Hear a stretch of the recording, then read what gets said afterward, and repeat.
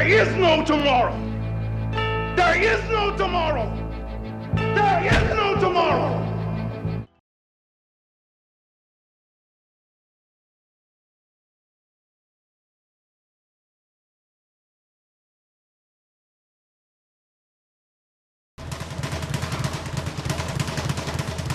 For Devon Alexander, the routine is consistent.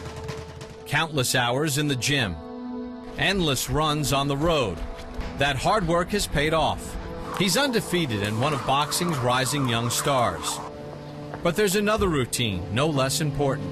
A nearly 100-mile drive he endures several times a month to see his older brother, Vaughn. Well, I try to go to the gym as much as possible, but it's kind of hard because it's so far, and you know, you have to prepare yourself to go out there too. We were a tight family. Nobody's never been to jail. Nobody's never been in any serious trouble. Even though we grew up in an environment where there's negativity. Alexander grew up in the Hyde Park neighborhood of North St. Louis, a city notorious for drugs, gangs, and murder. For Devon and his 12 siblings, it was the emotional stability provided by their parents that enabled them to rise above their surroundings. And it was Devon's mother, Sharon, who provided a stern hand when necessary. I didn't play with them when it came to serious things. You know, I had to let them know. And I did it with force, you know. And they knew that there were going to be consequences. She didn't play.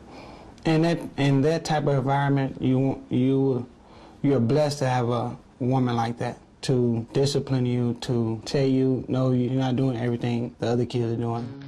At the age of 7, Alexander was introduced to boxing by his older brother, Vaughn.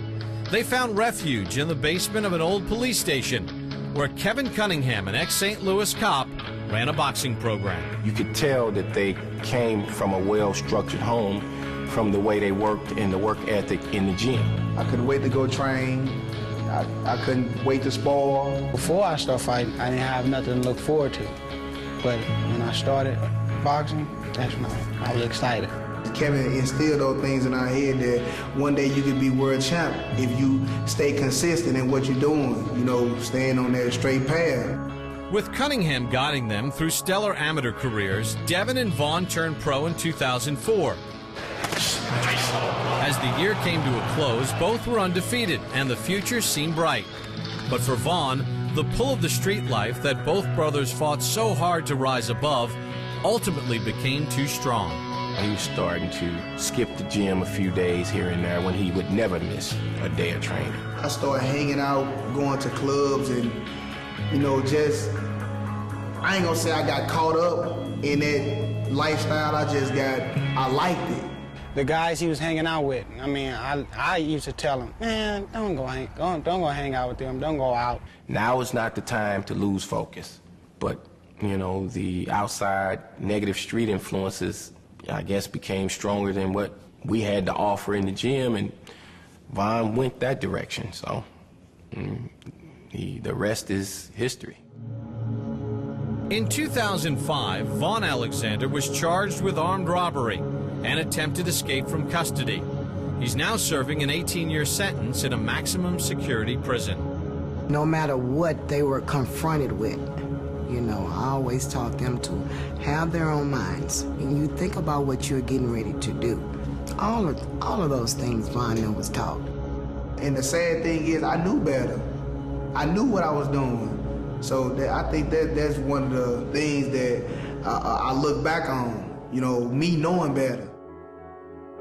Deep in my heart, I know it's the best for him because of the path he was going, because it was either jail or the gravesite.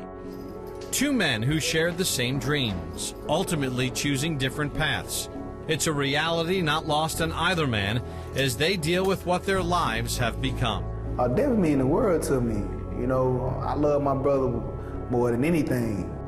It's a beautiful thing, man, that, you know, I got my brother and, you know, he never turned his back on me or he never looked down on me. He's a special type of person, you know, and he had to come here to see that. I'm very proud of my brother, man, you know, that he actually, you know, stuck to it and he didn't deviate from the goal. That's one thing I wish I would have done.